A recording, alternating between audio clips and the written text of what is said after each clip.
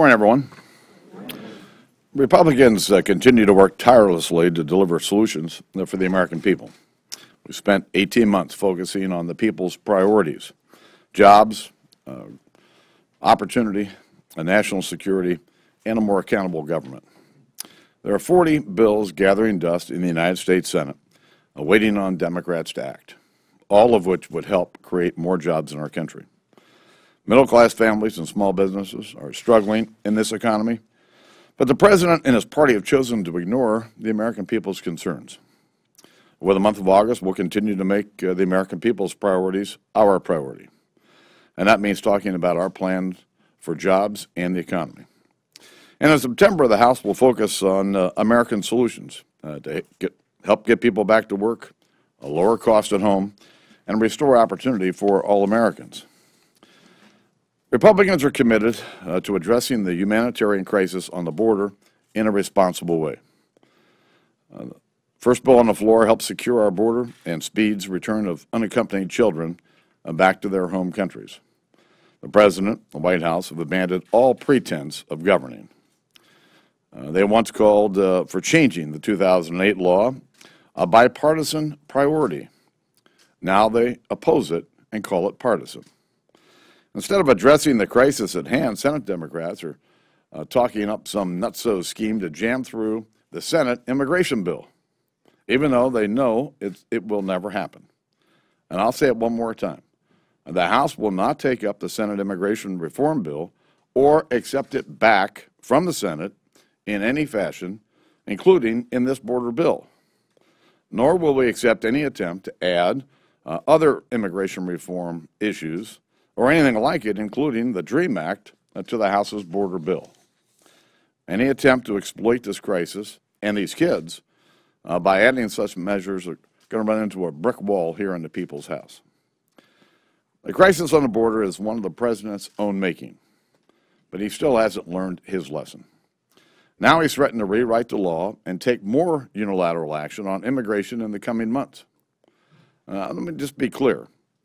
Such action would create an even greater incentive for more illegal crossings and make the crisis at our border even worse.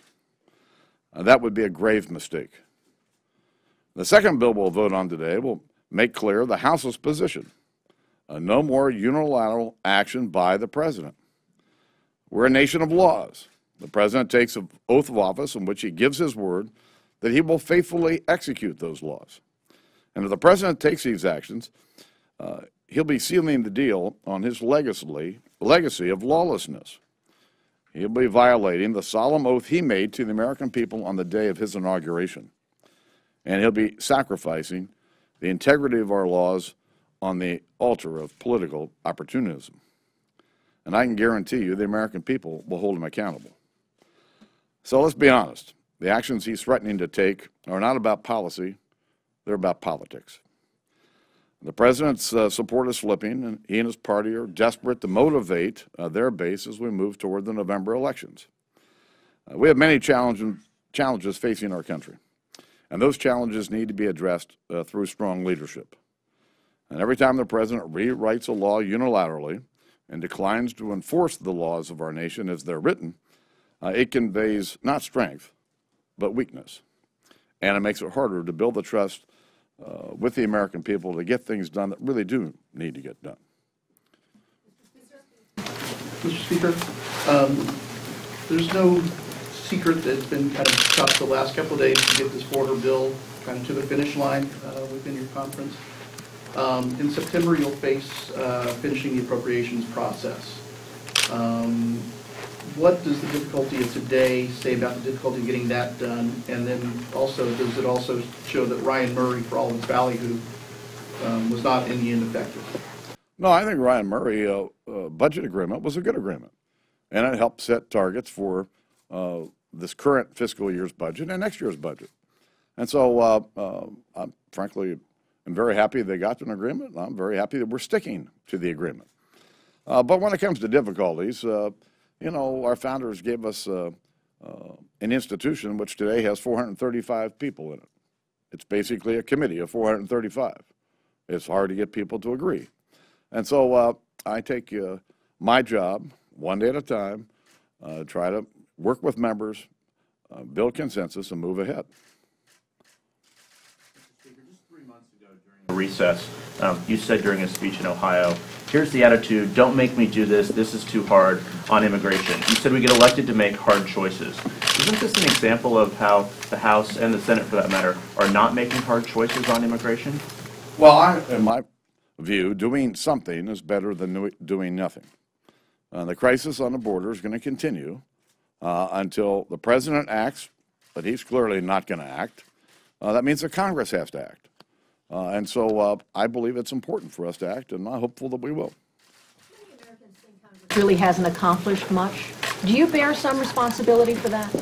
Listen, there are 352 bills passed by the House sitting in the United States Senate.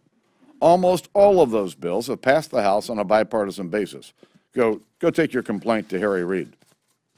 Mr. Speaker, on immigration, you're passing a bill an hour before you leave town. The Senate is doing the same. They're wildly different. Why shouldn't the president act on his own if this is the best that Congress can do? Well, where's the president's proposal? The president says, give me $3.7 billion, but don't do anything to address the real problem on the border. Just throw more money at it. I think that's totally irresponsible.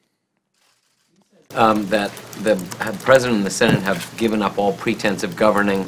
Nancy Pelosi just before you said that you've given up all pretense of governing.